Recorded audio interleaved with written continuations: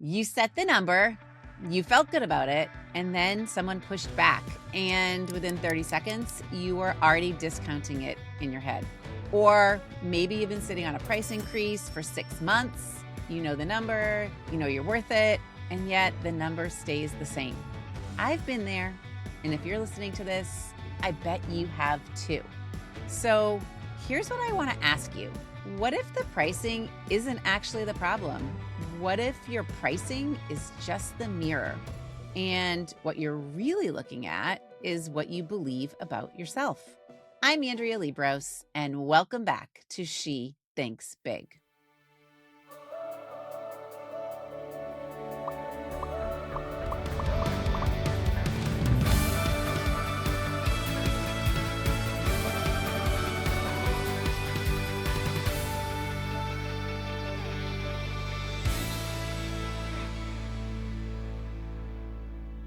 Let's talk about what your pricing is actually revealing. Pricing is data, financial data, but it's also emotional data, belief data, leadership data. And I really think that we disguise pricing conversations as black and white, numbers-driven decisions. I mean, we build spreadsheets, we compare market rates, we analyze competitors. And listen, all of that matters. I am not saying it doesn't, but we rarely include what I think is the most important data point in that analysis: what you believe. Do you believe you can hold higher revenue? Do you believe you can tolerate bigger decisions, bigger expectations, and bigger responsibility? Do you believe you can stay grounded when someone says no? That's the data that's actually running the show. And until it gets a seat at the table, right alongside budgets, marketing, and strategy, the number you're willing to ask for will always be limited by the thinking behind it. Thinking you might not even realize is what's running the show. So here's what I've noticed, and I've seen this with myself and with every woman I've worked with. Pricing doesn't feel hard because the math is hard. It feels hard because somewhere along the way, the number got tangled up with your worth. So when someone pushes back, it doesn't just feel like negotiation, it feels like a verdict.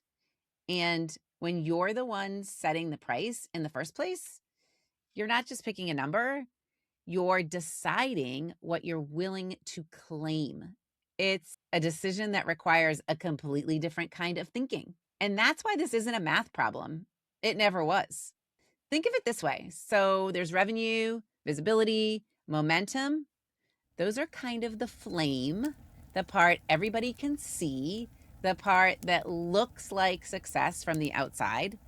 But belief is the infrastructure underneath, the scaffolding that determines whether the fire actually holds, whether the flame keeps going. And if that scaffolding, if that foundation isn't solid, that fire, it's going to spark, maybe even burns bright for a minute or two, but you'll keep having to feed it manually. More effort, more proving, more justifying, almost like you have to keep adding more kindling wood because nothing underneath is holding it up. Pricing is just where that instability shows up first. It's the most visible crack in the foundation. Let me tell you about a client I worked with recently. I am just going to call her Rachel. So, Rachel had been thinking about raising her rates for almost a year. She knew that the work she did justified these increased rates. Her results justified it. And she poured over tons of data, like industry data, competitor data. Every single data point justified it. But every time she got close to actually putting it out there in the world, something would happen. There would be a slow month, or there'd be a client who seemed on the fence, a prospective client who seemed on the fence. That voice in the back of her head, it got really loud and it said, "Wait, don't do it, not yet. You have to have more to show for it." So we worked on this together, and finally, she did it. She doubled her rate. And guess what? The very next prospect she quoted this new rate to said no. They said no. So she did what all good clients do. She Voxered me after that conversation, and I could hear it in her voice. One of the reasons I love Voxer too, because I can hear her voices. So I could hear it in her voice. It was that sort of quiet dread of, I knew it, Andrea. I knew this would happen. I said, Rachel, that big no just told you something really, really important. It told you that that person was not your client, not at this level of Rachel, not right now. And she kind of pushed back, but then she sat with it. And guess what? Within 6 weeks, she had signed 2 new clients at the new rate. And then they proved to be clients who showed up differently throughout the project. They were clients who actually valued what she brought to the table. So that no was not the disaster she'd imagined. It was kind of the filter working exactly the way it was supposed to. The only thing that had actually changed, however, was what Rachel was willing to ask for. And that changed everything downstream. So, what actually changed for Rachel? It wasn't her portfolio, it wasn't her results, it wasn't her offer. It was what she believed about all of it. And in my experience, pricing friction almost always comes down to the same 4 beliefs.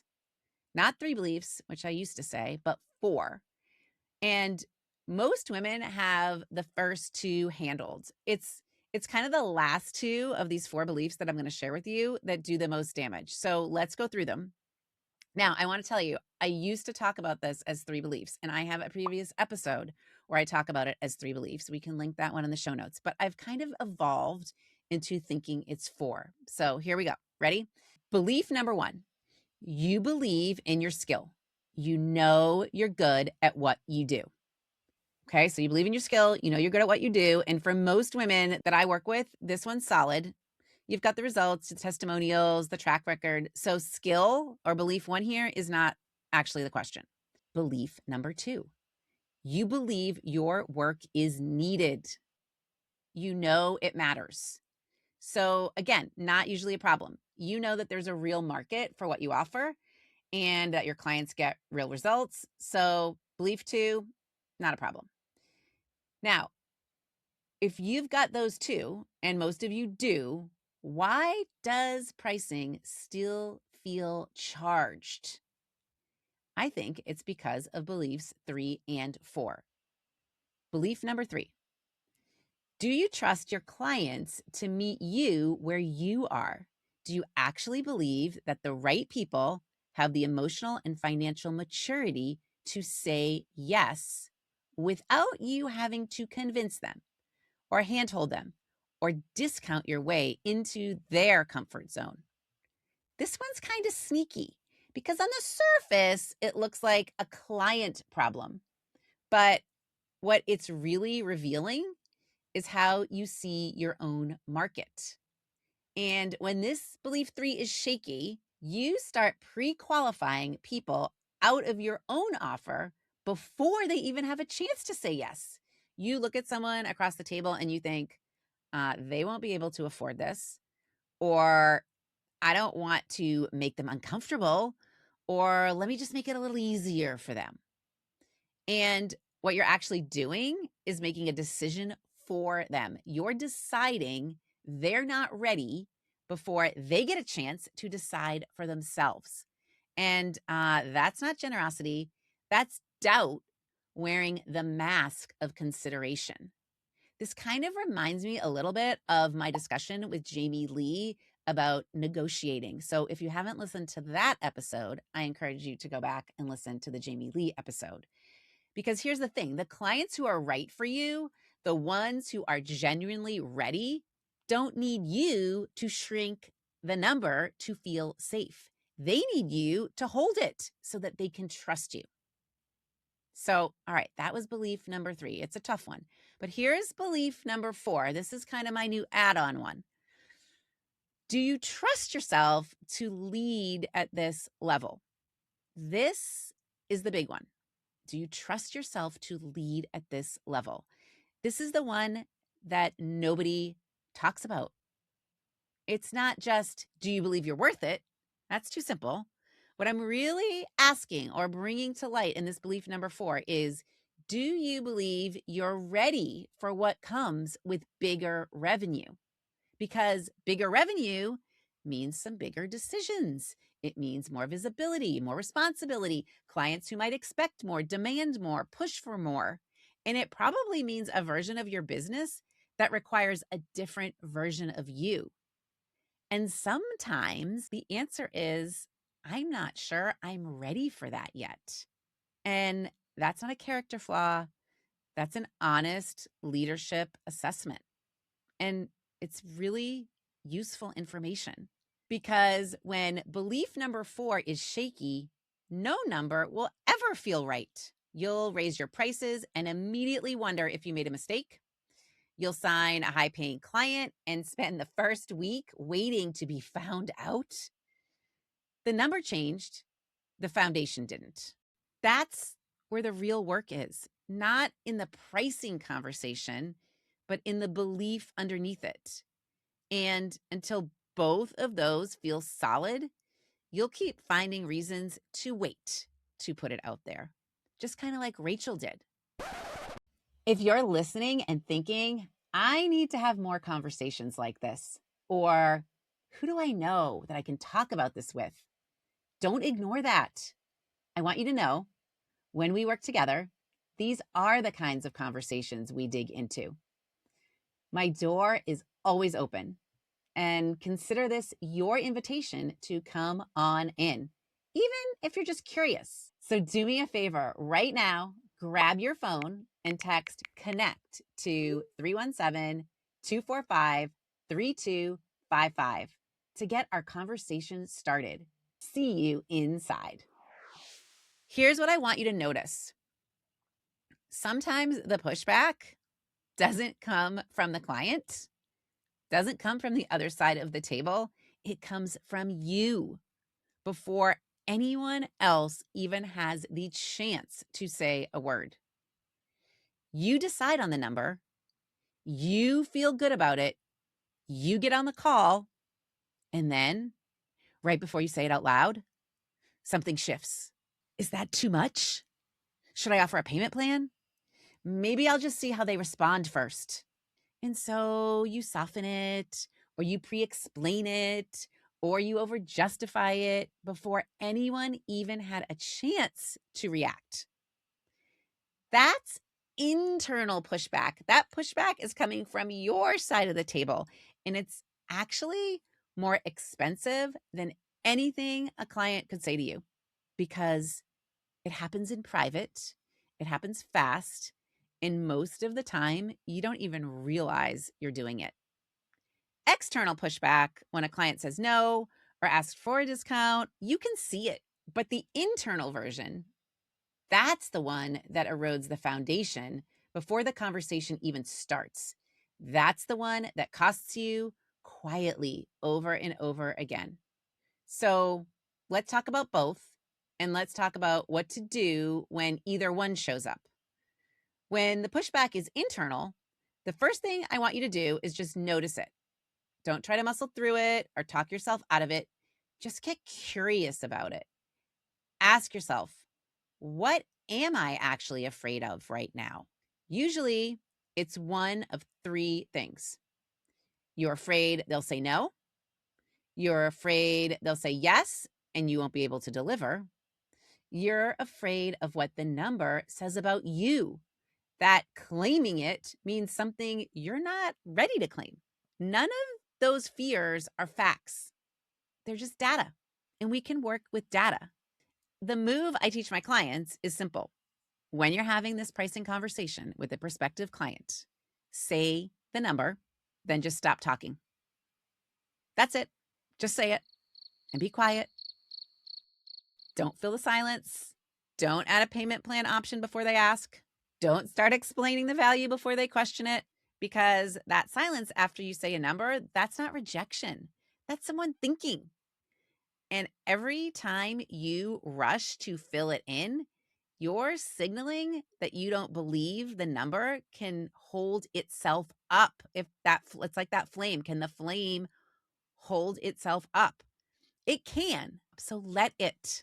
But what about when the pushback is external? Someone says no, or they come back with a counter, or they go quiet for a week and then resurface with, we're just not in the position right now, or we decided to go a different route. So here's the reframe. That is not a verdict on your worth. That no, that pushback, that quietness, that we're not going to go forward right now, that's not a verdict on your worth. That's just information about fit and timing. And the question isn't, should I lower my price to make this work? The question is this actually the right client for where I am right now? Sometimes the answer is yes, and the timing is genuinely off. I mean, that is a real thing. So follow up in 90 days. Sometimes, though, the answer is this client needs someone at a different level, and that's okay too. A misaligned client is expensive for everyone. They cost you time, energy, resentment, and the opportunity to work with someone who was actually ready.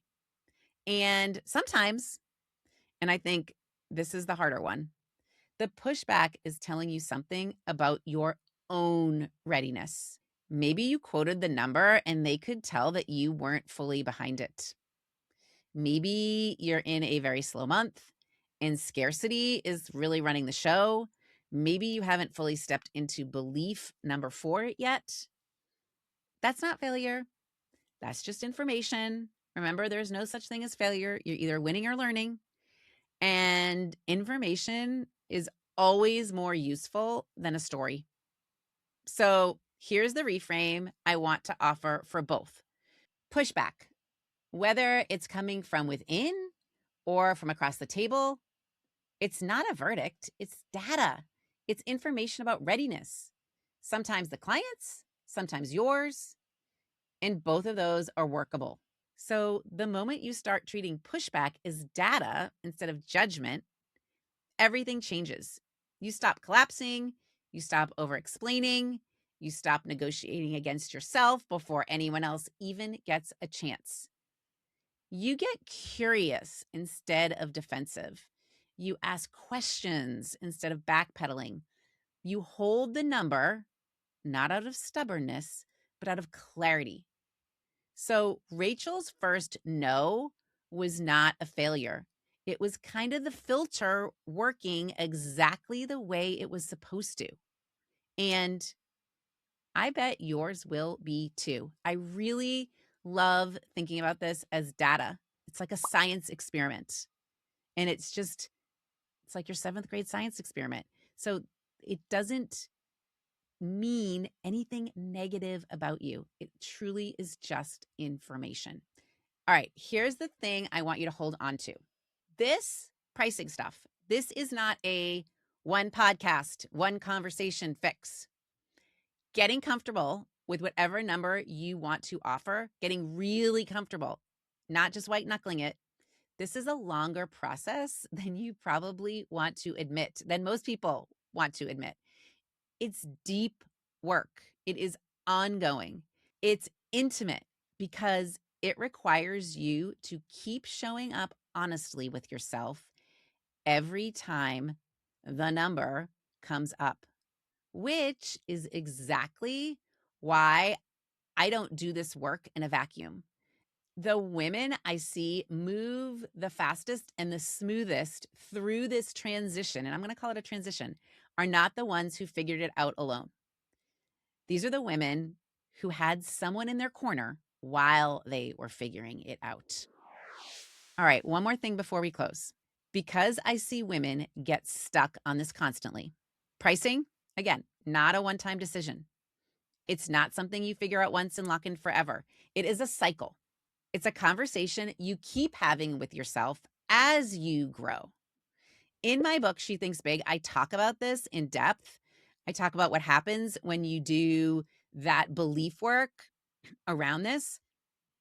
when you stop circling what I call the roundabout. There's a lot of roundabouts where I live. So it's what happens when you stop circling the roundabout and actually start moving through the roundabout, which, by the way, if you don't have a copy of She Thinks Big yet, go get one. I reference roundabouts and pricing in it a lot. I'll put the link to the book in the show notes. But again, this is the work that I do on a daily basis, and the book goes deep on all of it. The point here is you don't just end up back where you started when you do this work. You end up in the same place from time to time, but you're different. The circle isn't a circle anymore. What happens is this circle kind of becomes an upward spiral. And that's exactly what pricing looks like when you get it right. Every time you walk through a pricing decision, every time you set the number, hold it, say it, watch what happens. You grow. You travel another bend in that spiral. Your confidence expands. Your tolerance for bigger decisions expands. Your sense of what you're willing to claim expands. The messy middle of pricing, the doubt, the second guessing, the moment before you say the number out loud, that part doesn't disappear, but it gets kind of proportionally smaller each time because you get bigger. Your skills, your experience, your track record, all of it grows around it. That is the spiral. And here's what that means practically. You don't need to get your pricing perfect right now. You need to get it moving. All right, to wrap this up, here's where I want to land. Everything we talked about today, the beliefs underneath the number, the pushback that's actually data, the spiral that keeps expanding, none of it does anything if it stays in your head as an interesting idea you heard on a podcast. The shift happens when you get specific, when you dig in, when you take it from, I think I have some things to work on, to, oh, this is the exact thing, probably the exact belief that's been running the show. That's where the unlock is, not in knowing this stuff exists, but in being honest enough to name where it actually lives for you. So before you close this episode and move on with your day, I want you to sit with 3 questions. I don't want you to skim them. I don't want you to screenshot them and forget about them. I want you to actually answer them because the answers are going to tell you more about your next move than any pricing formula ever could. These are the 3 questions I come back to with my clients when pricing is the thing that keeps coming up. And every single time, the answers don't just solve the pricing problem, they point to what belief is ready to move next. All right, so you ready for the 3 questions?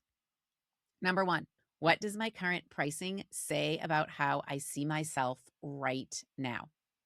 What does my current pricing say about how I see myself right now? Number 2, where am I negotiating my price down instead of building my belief up? Where am I negotiating my price down instead of building my belief up? And then number 3, what would I be willing to ask for if I fully trusted myself at this level? What would I be willing to ask for if I fully trusted myself at this level? Sit with those. Write them down. Send yourself a voice memo. Be honest. Because pricing isn't just math. It's a decision made from the inside out. And my friends, the mirror doesn't lie.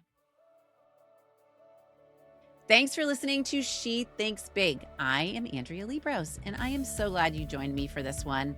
If today resonated, the best thing you can do is share it. Send it to a woman you know who's been sitting on a price increase. Leave a review and follow the show wherever you're listening. If you're on YouTube, yes, we are on YouTube, subscribe so you're the first to know when new episodes drop. And for straight talk between episodes, come find me on Instagram at andrea.liebross.coaching. If today's conversation made you think, I want more of this, I would love to invite you into a chemistry call.